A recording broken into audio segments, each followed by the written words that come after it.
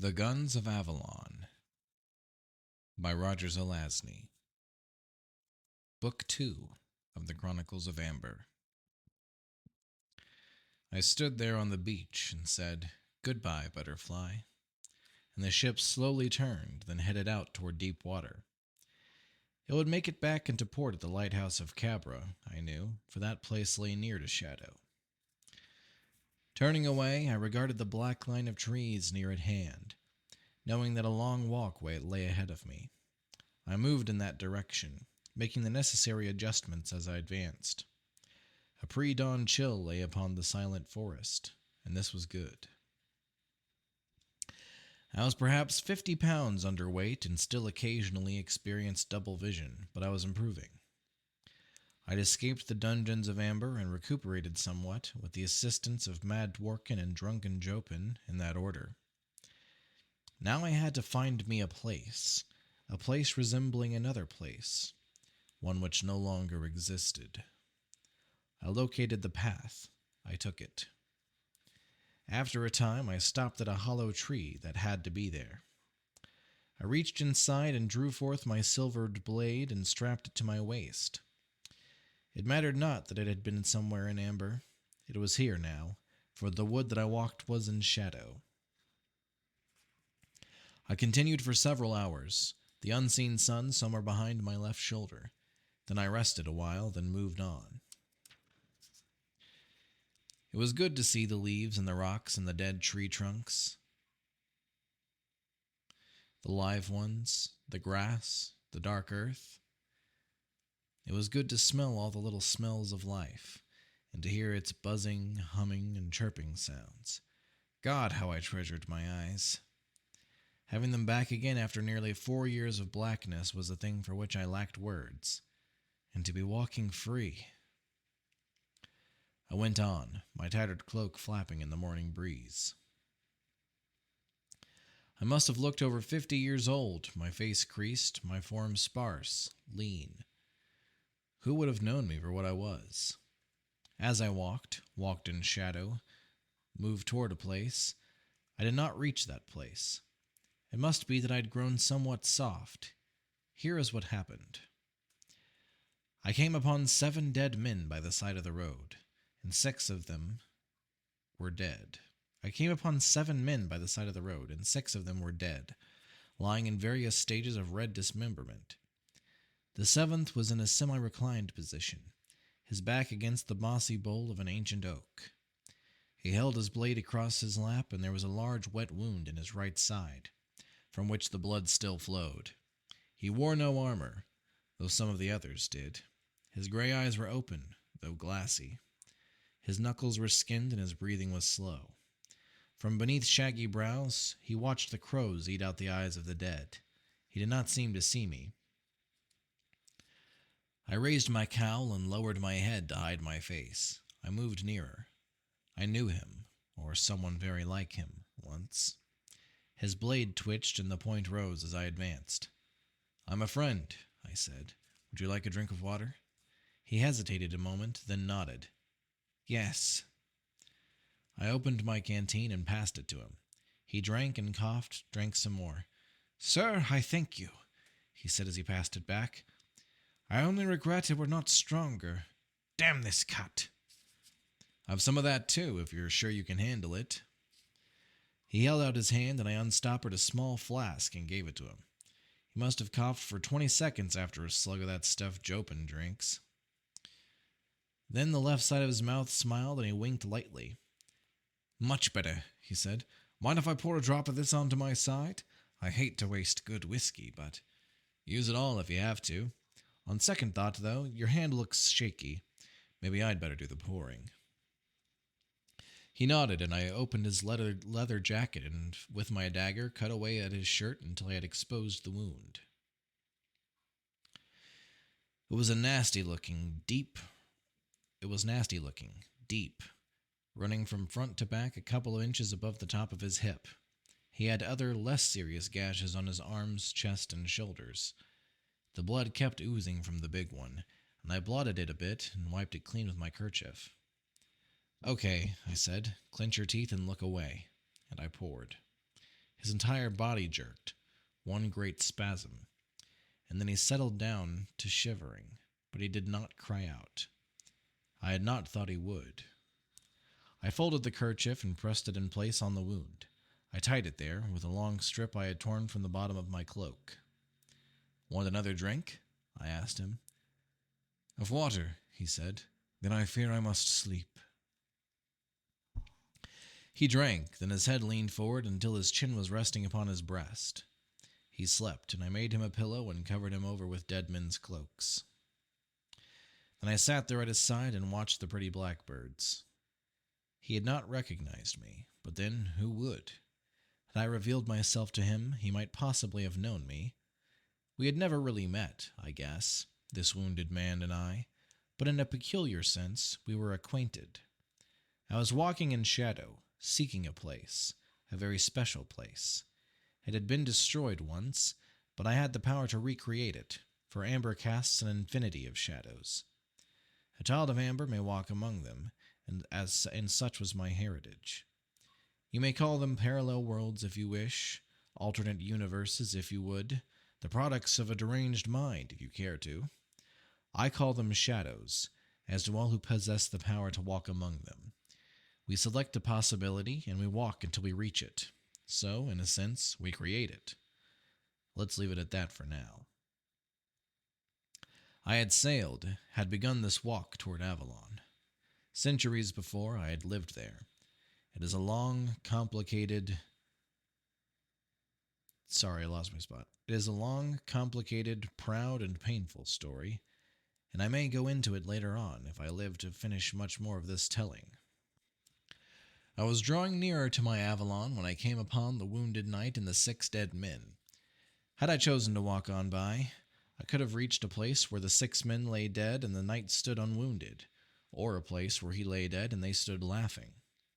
Some would say it did not really matter, since all these things were possibilities, and therefore all of them exist somewhere in shadow. Any of my brothers and sisters, with the possible exceptions of Gerard and Benedict, would not have even given a second glance. I have become somewhat chicken-hearted, however. It was not always that way. I was not always that way, but perhaps the Shadow Earth, where I spent so many years, mellowed me a bit, and maybe my hitch in the dungeons of Amber reminded me somewhat of the quality of human suffering. I do not know. I only know that I could not pass by the hurt I saw on the form of someone much like someone who had once been a friend.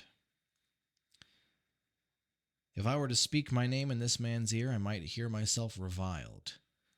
I would certainly hear a tale of woe. So, all right. I would pay this much of the price. I would get him back on his feet, then I would cut out. No harm done, and perhaps some small good within this other.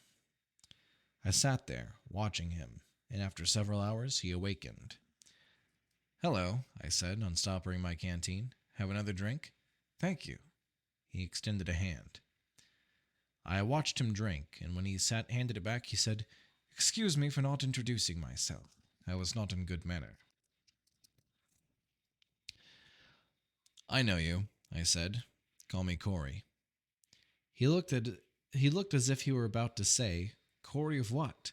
But thought better of it and nodded. Very well, Sir Corey, he demoted me. I wish to thank you. I'm thanked by the fact that you're looking better, I told him. Want something to eat? Yes, please. I have some dried meat here and some bread that could be fresher, I said. Also a big hunk of cheese. Eat all you want. I passed it to him, and he did. What of yourself, Sir Corey? He inquired. I've already eaten while you were asleep. I looked about me significantly. He smiled. And you knocked off all 6 of them by yourself?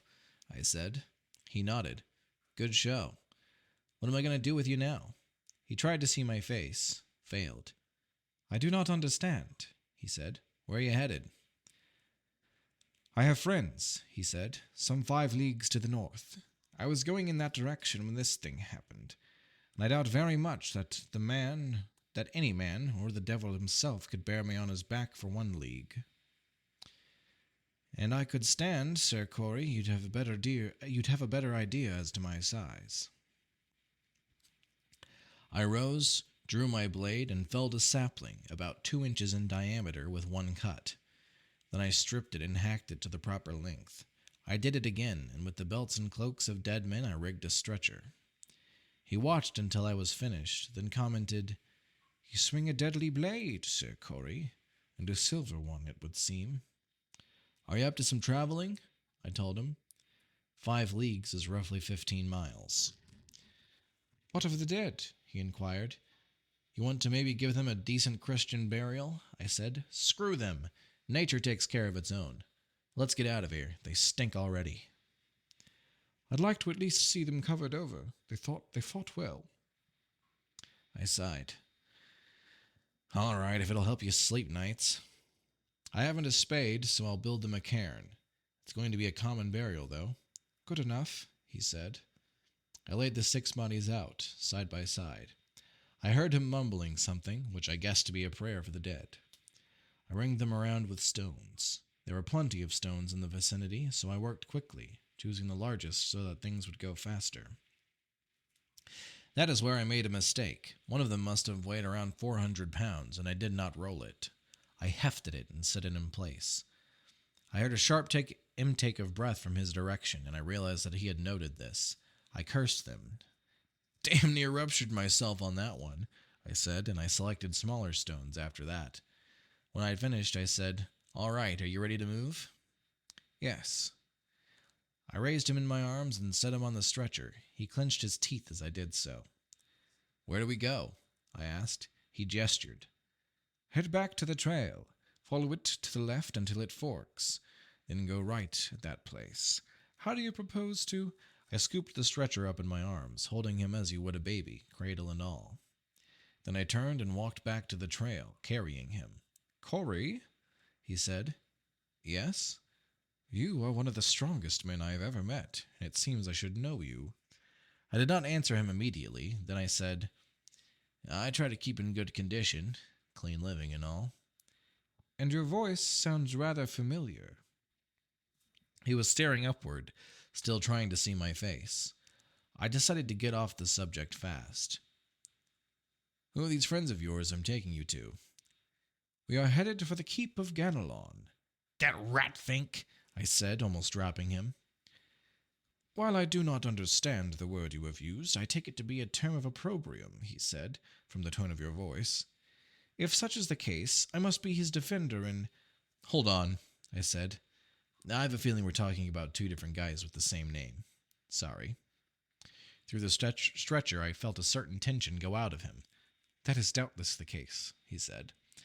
So I carried him until we reached the trail, and there I turned to the left. He dropped off to sleep again, and I made better time after that, taking the fork he had told me about and sprinting while he snored. I began wondering about the 6 fellows who had tried to do him in and almost succeeded. I hoped that they would not have any friends beating out about the bushes. I slowed my pace back to a walk when his breathing changed. "I was asleep," he said. "And snoring," I added. "How far have you borne me?" Around 2 leagues, I'd say." "And you are not tired?" "Some," I said, "but not enough to need rest just yet." "Mon Dieu," he said. "I am pleased never to have had you for an enemy. Are you certain you're not the devil?" "Yeah, sure," I said. "Don't you smell the brimstone? And my right hoof is killing me." He actually sniffed a couple of times before he chuckled, which hurt my feelings a bit. Actually, we had traveled over 4 leagues, as I reckoned it. I was hoping he would sleep again and not be too concerned about distances. My arms were beginning to ache. "Who were those 6 men you slew?" I asked him. "Wardens of the circle," he replied. "And they were no longer men, but men possessed. Now pray to God, Sir Corey, that their souls be at peace." "Wardens of the circle?" I asked. "What circle?" "The dark circle, the place of iniquity and loathsome beast." He took a deep breath. "The source of the illness that lies upon the land." "This land doesn't look especially ill to me," I said. "We are far from that place. The realm of Avalon is still too strong for the invaders, but the circle widens. I fear that the last battle will be fought here. You have aroused my curiosity as to this thing. Sir Corey, if you know naught of it, 'twere better you forgot it, skirted the circle, and went your way. Though I should dearly love to fight by your side, this is not your fight, and who can tell the outcome? The trail began winding upward. Then, through a break in the trees, I saw a distant thing that made me pause and caused me to recall another similar place. What? Asked my charge, turning. Then, why, you move much more quickly than I had guessed. This is our destination, the Keep of Ganelon. I thought then about Ganelon. I did not want to, but I did. He had been a traitorous assassin, and I had exiled him from Avalon centuries before I had actually cast him. Centuries before. I'd exiled him from Avalon centuries before. Bah! I'd actually cast him through shadow into another time and place, as my brother Eric had later done to me. I hoped it was not to this place that I had sent him. While not very likely, it was possible. Though he was a mortal man with his allotted lifespan, and I had exiled him from that place perhaps 600 years ago, it was possible that it was only a few years past in terms of this world. Time, too, is a function of shadow, and even Dworkin did not know all of its ins and outs. Or perhaps he did. Maybe that is what drove him mad. The most difficult thing about time, I've learned, is doing it. In any case, I felt that this could not be my old enemy and former trusted aide, for he would certainly not be resisting any wave of iniquity that was sweeping across the land. He'll be right in there pitching for the loathsome beast, I felt sure. A thing that caused me difficulty was the man that I carried. His counterpart had been alive in Avalon at the time of the exiling, meaning that the time lag could be just about right. I did not care to encounter the Ganelon I had known and be recognized by him. He knew nothing of shadow. He would only know that I had worked some dark magic on him as an alternative to killing him, and while he had survived that alternative and might have been the rougher of the two. But the man in my arms needed a place of rest and shelter, so I trudged forward. I wondered, though. There did seem to be something about me that lent itself to recognition by this man. If there were some memories of a shadow of myself in this place that was like yet not like Avalon, what form did they take? How would they condition a reception of the actual me should I be discovered? The sun was beginning to sink. A cool breeze began, hinting of a chilly night to come. My ward was snoring once more, so I decided to sprint most of the remaining distance. I did not like the feeling that this forest after dark might become a place crawling with unclean denizens of some damned circle that I knew nothing about. But it seemed to be on the make when it came to this particular piece of real estate. So I ran through lengthening shadows, dismissing rising notions of pursuit, ambush, surveillance, until I could do so no longer. They had achieved the strength of a premonition, and then I heard the noises at my back. A soft pat, pat, pat, as of footfalls. I set the stretcher down and drew my blade as I turned. There were two of them, cats. Their markings were precisely those of Siamese cats, only these were the size of tigers. Their eyes were of a solid, sun-bright yellow, pupilless. They seated themselves on their haunches as I turned, and they stared at me and did not blink. They were about 30 paces away. I stood sideways between them and the stretcher, my blade raised. Then the one to the left opened its mouth. I did not know whether to expect a purr or a roar.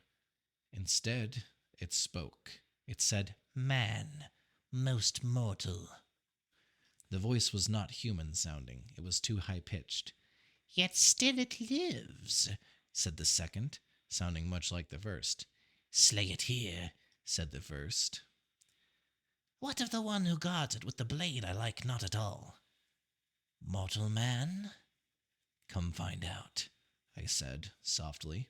"It is thin, and perhaps it is old. Yet it bore the other from the cairn to this place, rapidly and without rest. Let us flank it." I sprang forward as they moved, and the one to my right leaped toward me. My blade split its skull and continued on into the shoulder.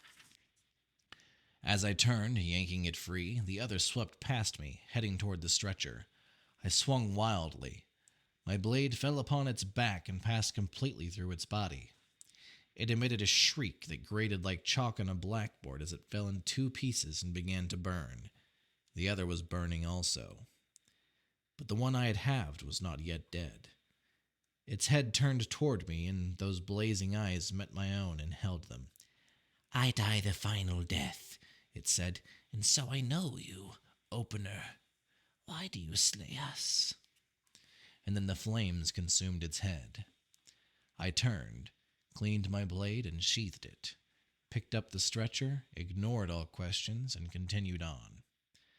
A small knowledge had begun within me as to what the thing was, what it had meant. And I still sometimes see that burning cat head in dreams, and then I awaken, wet and shivering, and the night seems darker and filled with shapes I cannot define. The keep of Ganelon had a moat about it, and a drawbridge, which was raised. There was a tower at each of the four corners where its high walls met. From within those walls many other towers reached even higher, tickling the bellies of low, dark clouds, occluding the early stars, casting shadows of jet down the high hill the place occupied. Several of the towers were already lighted, and the wind bore me the faint sound of voices. I stood before the drawbridge, lowered my charge to the ground, cupped my hands about my mouth, and called out, "Hola, Ganelon! 2 travelers are stranded in the night." Excuse me, goodness. I heard the clink of metal on stone. I felt that I was being studied from somewhere above. I squinted upward, but my eyes were still far from normal. "Who's there?" The voice came down, big and booming. "Lance, who is wounded, and I, Corey of Cabra, who bore him here." I waited as he called this information to another sentry, and I heard more voices raised as the message was passed along the line. After a pause of several minutes, a reply came back in the same manner. Then the guard called down, "Stay clear, we're going to lower the drawbridge. You may enter." The creaking began as he spoke, and in a brief time the thing banged on the earth on our side of the moat. I raised my charge once more and walked across it. Thus did I bear Sir Lancelot du Lac to the keep of Ganelon, whom I trusted like a brother. That is to say, not at all. There was a rush of people about me, and I found myself ringed by armed men. There was no hostility present, however, only concern. I'd entered a large, cobbled courtyard, lit by torches and filled with bedrolls. I could smell sweat, smoke, horses, and the odors of cooking. A small army was bivouacked there. Many had approached me and stood staring and murmuring. But then there came up 2 who were fully arrayed as for battle, and one of them touched my shoulder. "Come this way," he said. I followed, and they flanked me. The ring of people parted as we passed. The drawbridge was already creaking back into place. We moved toward the main complex of dark stone. Inside, we walked along a hallway and passed what appeared to be a reception chamber. Then we came upon a stairway. The man to my right indicated that I should mount it. On the second floor, we stopped before a heavy wooden door, and the guard knocked upon it. "Come in," called out a voice which unfortunately seemed very familiar. We entered. He sat at a heavy wooden table near a wide window overlooking the courtyard. He wore a brown leather jacket over a black shirt, and his trousers were also black. They were bloused over the tops of his dark boots. He had about his waist a wide belt which held a hoof-hilted dagger. A short sword lay on the table before him. His hair and beard were red, with a sprinkling of white. His eyes were dark as ebony. He looked at me, then turned his attention to a pair of guards who entered with the stretcher. "Put him on my bed," he said. Then, "Roderick, tend to him." His physician, Roderick, was an old guy who didn't look as if he would do much harm, which relieved me somewhat. I had not fetched Lance all that distance just to have him bled. Then Ganelon turned to me once more. "Why did you find him?" he asked. 5 leagues south of here." "Who are you?" "They call me Corey," I said. He studied me too closely, and his worm-like lips twitched toward a smile beneath his mustache. "What is your part in this thing?" he asked. "I don't know what you mean," I said. I had let my shoulders sag a bit. I spoke slowly, softly, and with a slight falter. My beard was longer than his, and lightened by dust. I imagined I looked like an older man. His attitude on appraisal tended to indicate that he thought I was. "I'm asking why you helped him," he said. "Brotherhood of man and all that," I replied. "You are a foreigner?" I nodded. "Well, you're welcome for so long as you wish to stay." "Thanks. I'll probably move on tomorrow." "Now join me in a glass of wine and tell me of the circumstances under which you found him." So I did. Ganelon let me speak without interrupting, and those piercing eyes of his were on me all the while. While I had always felt that laceration by means of the eyeballs to be a trite expression, it did not feel so that night. He stabbed at me with them. I wondered what he knew and what he was guessing concerning me. Then fatigue sprang and seized me by the scruff of the neck. The exertion, the wine, the warm room, all of these worked together. And suddenly it was as if I was standing off in a corner somewhere and listening to myself, watching myself, feeling disassociated. While I was capable of great exertion in short bursts, I realized that I was still very low when it came to stamina. I also noticed that my hand was trembling. "I'm sorry," I heard myself saying.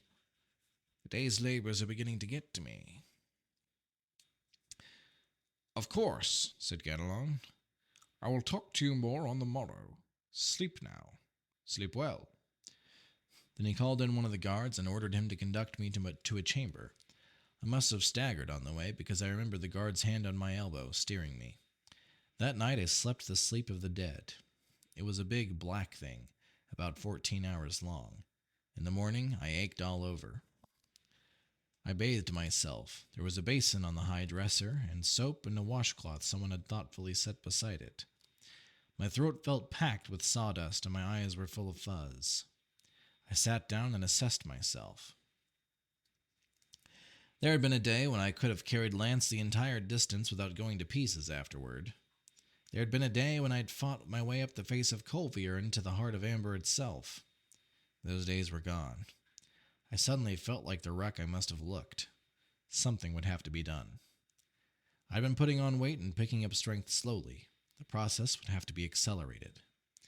A week or two of clean living and violent exercise should help a lot. I decided. Ganelon had not given any real indication of having recognized me. All right. I would take advantage of the hospitality he had offered. With that resolve, I sought out the kitchen and conned a hearty breakfast.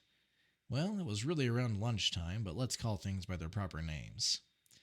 I had a strong desire for a smoke and felt a certain perverse joy in the fact that I was out of tobacco. The fates were conspiring to keep me true to myself. I strolled out into the courtyard in a brisk, bright day. For a long while I watched the men who were quartered there as they went through their training regime. There were bowmen off at the far end, thranging away at targets fastened to bales of hay. I noted that they employed thumb rings and an oriental grip on the bowstring, rather than the three-fingered technique with which I was more comfortable. It made me wonder a bit about this shadow. The swordsmen used both edges and points of their weapons, and there was a variety of blades and fencing techniques in evidence. I tried to estimate and guessed that there were perhaps 800 of them about, and I had no idea as to how many of them there might be out of sight. Their complexions, their hair, their eyes varied from pale to quite dark. I heard many strange accents above the thwanging and clanging, though most spoke the language of Avalon, which is the tongue of amber. As I stood watching, one swordsman raised his hand, lowered his blade, mopped his brow, and stepped back. His opponent did not seem especially winded. This was my chance for some of the exercise I was seeking. I moved forward, smiled, and said, "I'm Corey of Capra. I was watching you." I turned my attention to the big dark man who was grinning at his resting buddy. "Mind if I practice with you while your friend rests?" I asked him. He kept grinning and pointed at his mouth and his ear. I tried several other languages, but none of them worked, so I pointed at the blade and at him and back to myself until he got the idea. His opponent seemed to think it was a good one, as the smaller fellow offered me his blade. I took it into my hands. It was shorter and a lot heavier than Grey Swan Deer. That is the name of my blade, which I know I may not have mentioned up until now. It's a story in itself, and I may or may not go into it before you learn what brought me to this final pass. But should you hear me refer to it by name again, you will know what I'm talking about. I swung my blade a few times to test it, removed my cloak, tossed it off to the side, and struck an en garde. The big fellow attacked. I parried and attacked. He parried and riposted. I parried the riposte, feinted and attacked, etc. After 5 minutes, I knew he was good, and I knew that I was better. He stopped me twice that I could teach him a maneuver I had used. He learned both very quickly. After 15 minutes, though, his grin had widened. I guess that was about the point that he'd broke out down most of his opponents by virtue of sheer staying power, if they were good enough to resist his attacks up until then. He had stamina, I'll say that.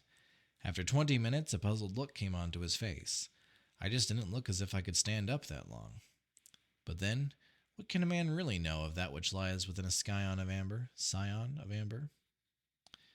After 25 minutes, he was sheathed in sweat, but he continued on.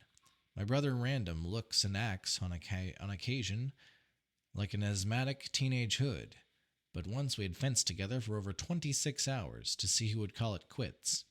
If you're curious, it was me. I'd had a date lined up for the next day, and I wanted to arrive in reasonably good condition. We could have gone on. While I was not up to a performance like that just then, I knew I could outlast the man I faced. After all, he was only human. After about half an hour, when he was breathing heavily and slowing down on his counterstrokes, and I knew that in a few minutes he might guess I was pulling mine, I raised my hand and lowered my blade as I had seen his previous opponent do. He ground to a halt also, then rushed forward and embraced me. I did not understand what he said, but I gathered that he was pleased with the workout. So was I. The horrible thing was, I felt it. I found myself slightly heady. But I needed more. I promised me that I would kill myself with exercise that day, glut myself with food that night, sleep deeply, wake, and do it again. So I went over to where the archers stood. After a time, I borrowed a bow, and in my three-fingered style unleashed perhaps 100 arrows. I did not do too badly. Then, for a time, I watched the men on horseback, with their lances, shields, maces. I moved on. I watched some practice in hand-to-hand combat. Finally, I wrestled 3 men in succession. Then I did feel beat. Absolutely. Entirely. I sat down on a bench in the shade, sweating, breathing heavily. I wondered about Lance, about Ganelon, about supper. After perhaps 10 minutes, I made my way back to the room I had been given, and I bathed again. By then I was ravenously hungry, so I set forth to find me dinner and information. Before I had gone very far from the door, one of the guards, whom I recognized from the previous evening, the one who had guided me to my chamber, approached and said, "Lord Ganelon bids you dine with him in his quarters at the ringing of the dinner bell." I thanked him, said I would be there, returned to my chamber, and rested on my bed until it was time. Then I made my way forth once again. I was beginning to ache deeply, and I had a few additional bruises. I decided this was a good thing. Would help me to seem older. I banged on Ganelon's door, and a boy admitted me, then dashed off to join another youth who was spreading a table near to the fireplace. Ganelon wore a green shirt and trousers, green boots and belt, sat in a high-backed chair. He rose as I entered, walked forward to greet me. "Sir Corey, I've heard a report of your doings this day," he said, clasping my hand. "It makes your carrying lance seem more believable. I must say you're more man than you look, meaning no offense by that." I chuckled. No offense. He led me to a chair, handed me a glass of pale wine that was a bit too sweet for my taste, then said, "Looking at you, I'd say I could push you over with one hand, but you carried a lance 5 leagues and killed 2 of those bastard cats on the way." And he told me about the cairn you built, of big stones. How is Lance feeling today?" I interrupted. "I had to place a guard in his chamber to be sure he rested. The muscle-bound clod wanted to get up and walk around. He'll stay there all week, though, by God." "Then he must be feeling better." He nodded. "Here's to his health." "I'll drink to that." We drank, then. "Had I an army of men like you and Lance," he said, "the story might have been different." "What story?" "The Circle and its wardens," he said. "You've not heard it?" "Lance mentioned it, that's all."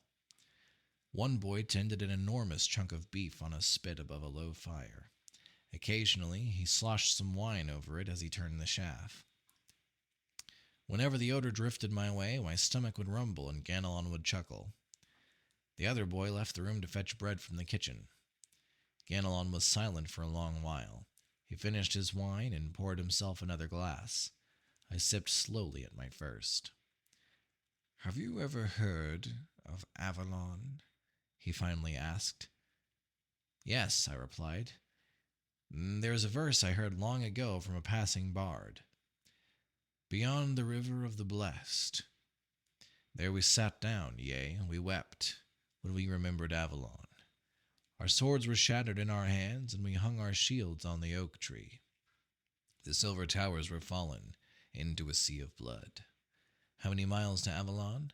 None, I say, and all. The silver towers are fallen.'" "Avalon fallen?" he said. I think the man was mad. I know of no Avalon. His verse stayed in my mind, though. Ganelon averted his face and did not speak again for several minutes. When he did, his voice was altered. "There was," he said, "there was such a place. I lived there, years ago. I did not know it was fallen." "How came you here from that place?" I asked him. "I was exiled by its sorcerer lord, Corwin of Amber. He sent me through darkness and madness to this place, that I might suffer and die here, and I have suffered and come near to the final lay many a time. I've tried to find the way back, but nobody knows it. I've spoken with sorcerers and even a captured creature of the Circle before we slew the thing, but none knew the road to Avalon. It is as the bard said, no miles and all." He misquoted my lyric. "Do you recall the bard's name?" "I'm sorry, but I do not." "Where of this Cabra place you hie from?"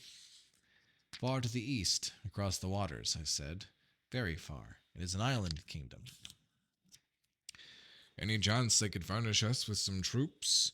I can afford to pay quite a bit." I shook my head. "It is a small place with a small militia. It would be several months' travel both ways, sea and land. They have never fought as mercenaries, and for that matter they are not very warlike." "Then you seem to differ a great deal from your countrymen," he said, looking at me once more. I sipped my wine. "I was an arms instructor, I said, to the royal guard." "And you might be inclined to hire out to help train my troops?" "I'll stay a few weeks and do that," I said. He nodded a tight-lipped microsecond of a smile, then, "It saddens me to hear this indication that fair Avalon is gone," he said. "But if it is so, it means that my exiler is also likely dead." He drained his wine glass. So even the demon came to a time when he could not defend his own, he mused. That's a heartening thought. It means we might have a chance here against these demons. Begging your pardon, I said, sticking my neck out for what I thought was good reason. If you're referring to that Corwin of Amber, he did not die whenever whatever happened. The glass snapped in his hand. You know Corwin? He said. No, but I know of him, I replied. Several years ago I met one of his brothers, a fellow named Brand. He told me of a place called Amber, and of the battle in which Corwin and a brother of his named Blaze led a horde against his brother Eric, who held the city. Blaze fell from the mountain Colvier, and Corwin was taken prisoner. Corwin's eyes were put out after Eric's coronation, and he was cast into the dungeons beneath Amber, where he may yet remain if he has not since died. Ganelon's face drained of color as I spoke. All those names you mentioned, Brand, Blaze, Eric, he said. I heard him mention them in days long gone by. How long ago did you hear of this thing? It was about 4 years back. He deserved better. After what he did to you? Well, said the man, I've had a lot of time to think about it, and it is not as if I gave him no cause for what he did. He was strong, stronger than you or Lance even, and clever. Also, he could be merry on occasion. Eric should have killed him quickly, not the way that he did. I've no love for him, but my hate's died down a bit. The demon deserved better than he got. That's all. The second boy returned with a basket of bread. The one who had prepared the meat removed it from the spit and set it on a platter in the center of the table. Ganelon nodded toward it. Let's eat. Let's eat, he said. Sorry. He rose and moved to the table. I followed. We did not talk much during the meal. After stuffing myself until my stomach would hold no more and soaking down its contents with another glass of too sweet wine, I began to yawn. Ganelon cursed after the third one. Damn it, Corey, stop that. It's contagious. He stifled a yawn of his own. Let's take some air, he said, rising.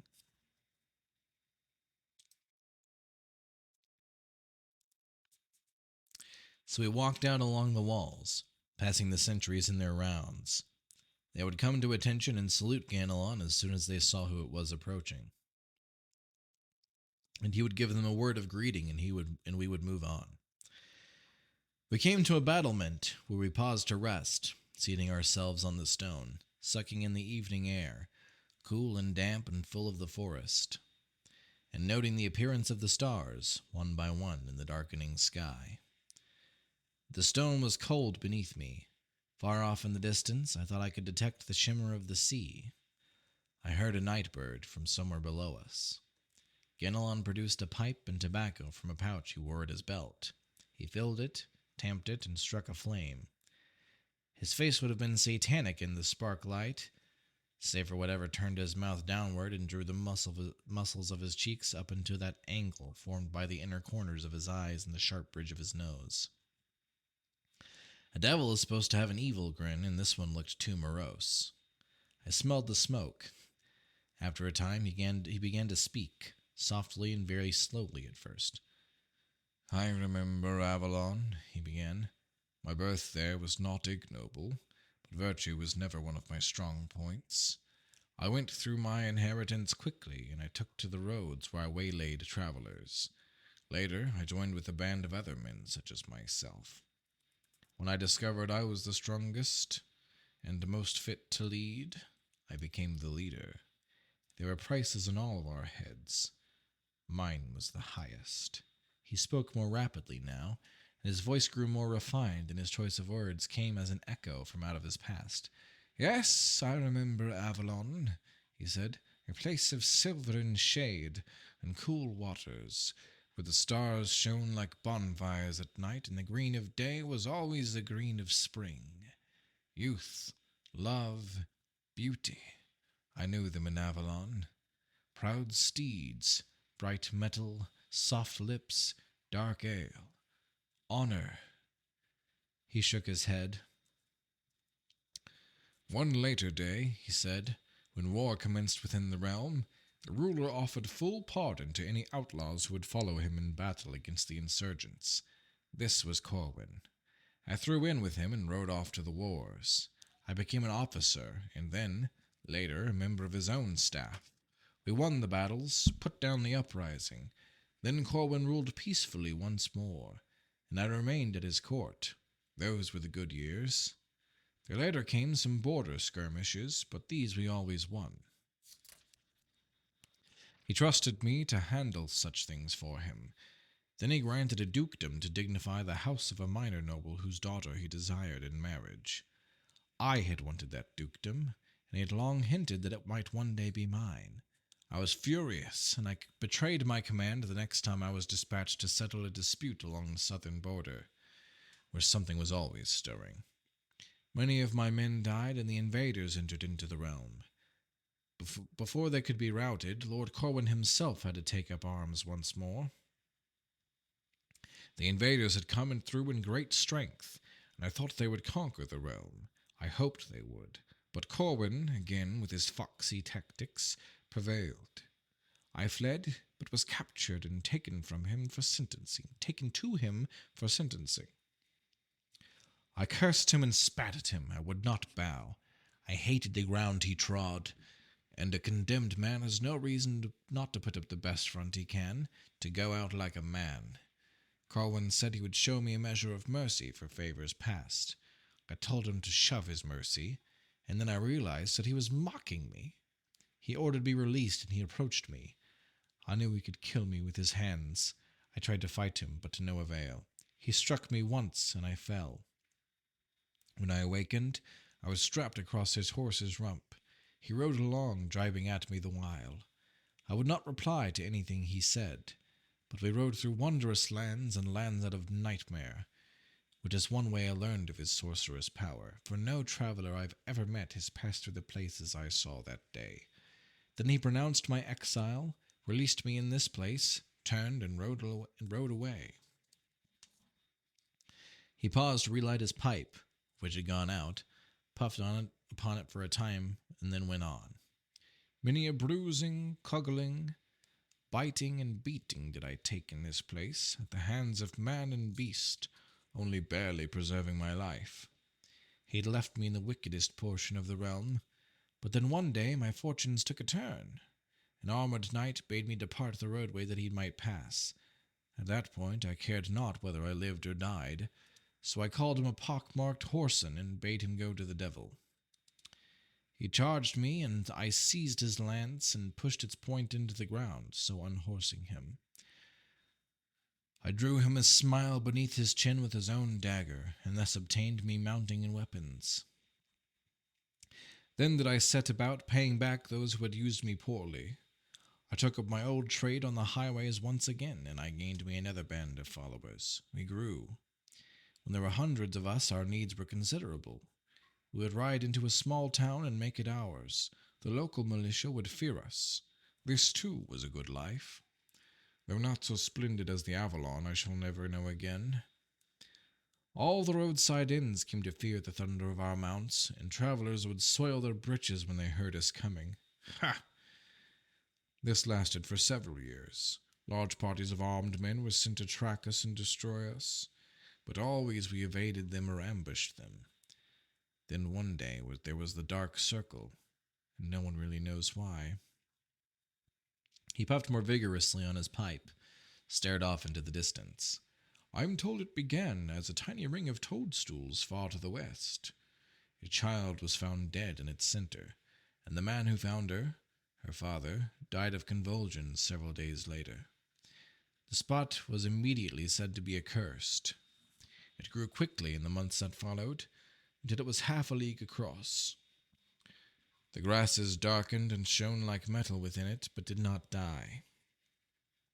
The trees twisted and their leaves blackened.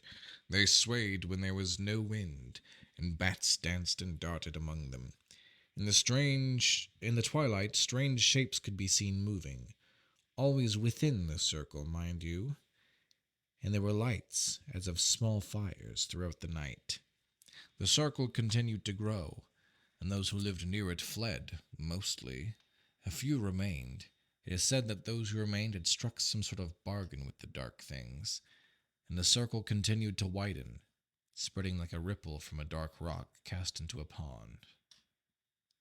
More and more people remained, living within it. I have spoken with these people, fought with them, slain them. It is as if something dead inside them all. It is as if there is something dead inside them all. Their voices lack the thrust and dip of men chewing over their words and tasting them. They seldom do much with their faces, but wear them like death masks. They began to leave the circle in bands, marauding. They slew wantonly. They committed many atrocities and defiled places of worship. They put things to the torch where they left them.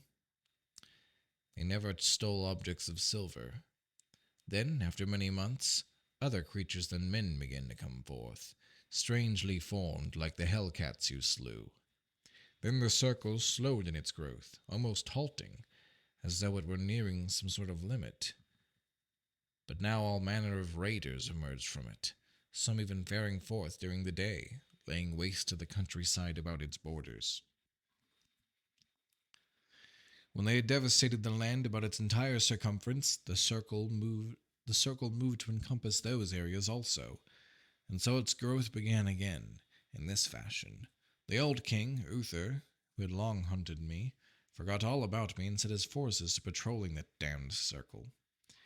It was beginning to worry me also, and I did not relish the notion of being seized by some hell-spawned bloodsucker as I slept, so I got together 55 of my men. That was all who would volunteer, and I wanted no cowards. We rode into that place one afternoon. We came upon a pack of those dead-faced men burning a live goat on a stone altar, and we lit into the lot of them. We took one prisoner and tied him to his own altar and questioned him there. He told us that the circle would grow until it covered the entire land, from ocean to ocean. One day it would close with itself on the other side of the world. We had best join with them if we wish to save our hides. Then one of my men stabbed him and he died. He really died, for I know a dead man when I see one. I've made it happen often enough, but as his blood fell upon the stone, his mouth opened and out came the loudest laugh I've ever heard in my life. It was like thunder all about us. Then he sat up, unbreathing, and began to burn. As he burned, his form changed, until it was like that of the burning goat, only larger, there upon the altar.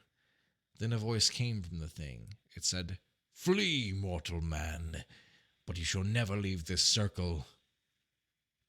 And believe me, we fled. The sky grew black with bats and other things. We heard the sound of hoofbeats. We rode with our blades in our hands, killing everything that came near us.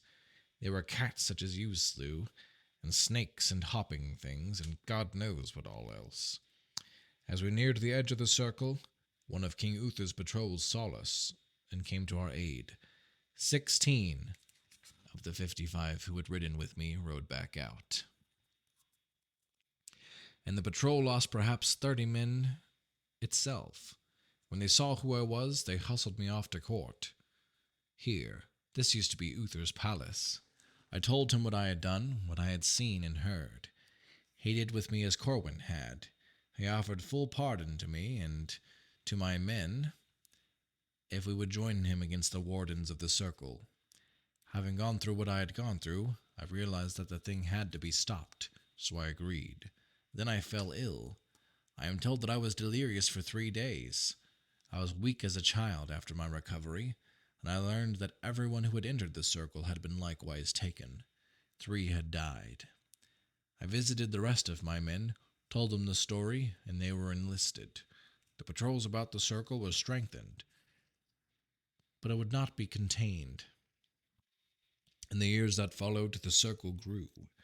We fought many skirmishes. I was promoted until I stood at Uther's right hand, as once I had at Corwin's. Then the skirmishes became more than skirmishes. Larger and larger parties emerged from that hellhole. We lost a few battles. They took some of our outposts. Then one night an army emerged. An army, a horde, of both men and the other things that dwelled there. That night we met the largest force we had ever engaged. King Uther himself rode to battle, against my advice, for he was advanced in years, and he fell that night, and the land was without a ruler. I wanted my captain Lancelot to sit in stewardship, for I knew him to be far more honorable man than myself, but this man knew me not when we first met.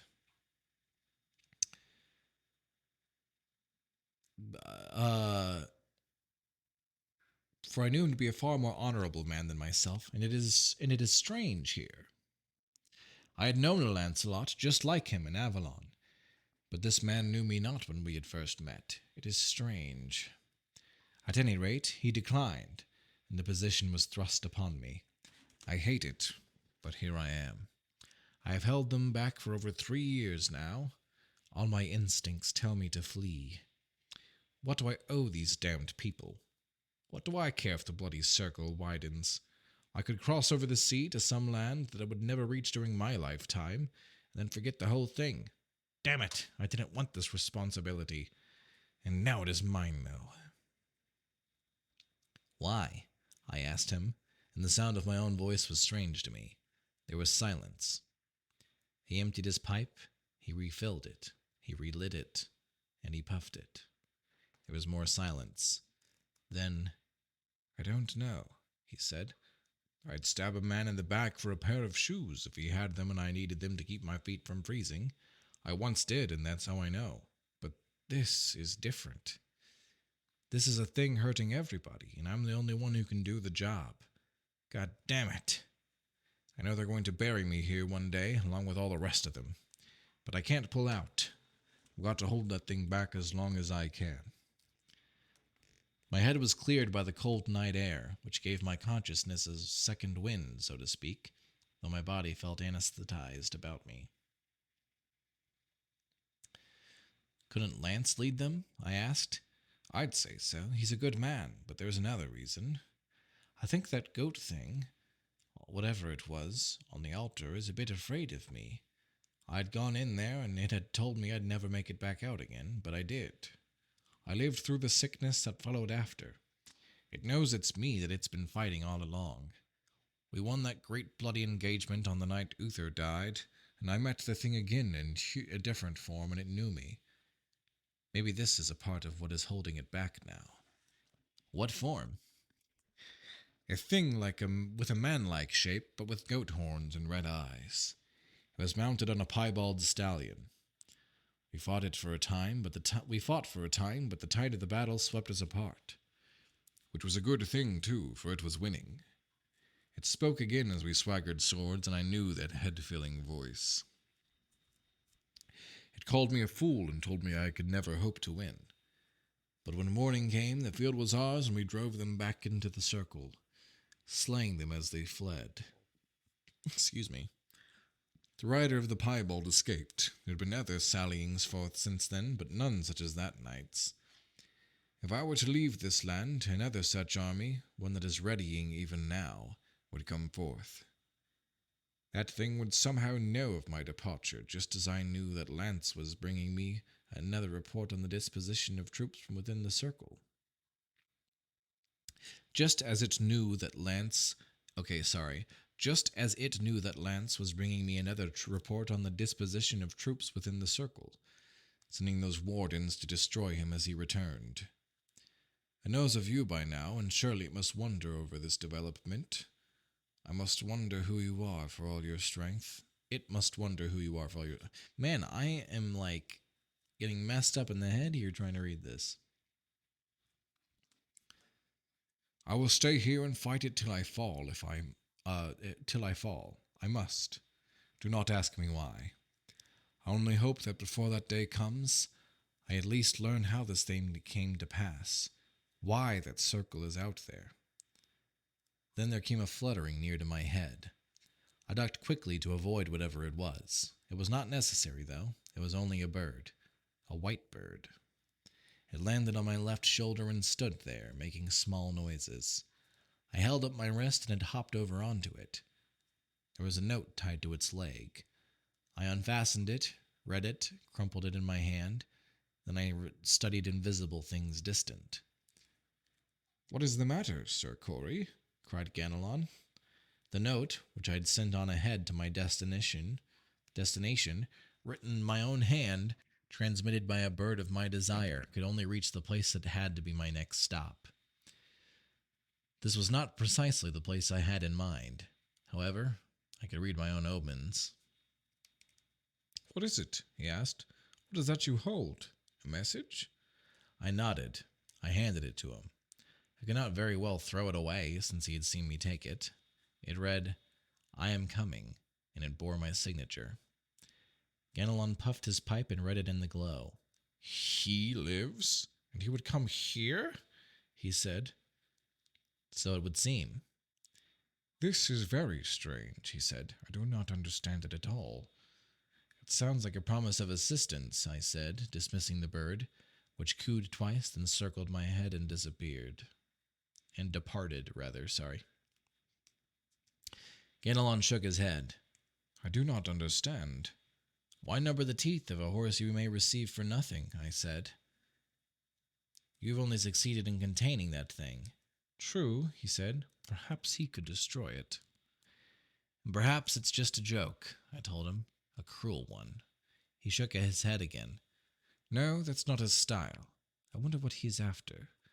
Sleep on it, I suggested. There was little else I can do just now, he said, stifling a yawn.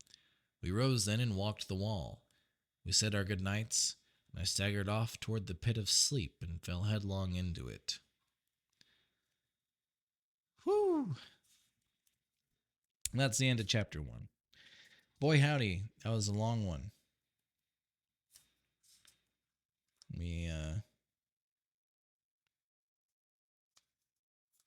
At least a long one by the standards that we've been holding ourselves to previously. Let's see, 140 from 121. Like a good 20 pages. Which doesn't sound like much, but it was like an hour to record. And boy howdy, my throat is tired. I'm recording this the same night I recorded the end of Nine Princes, so I am absolutely beat.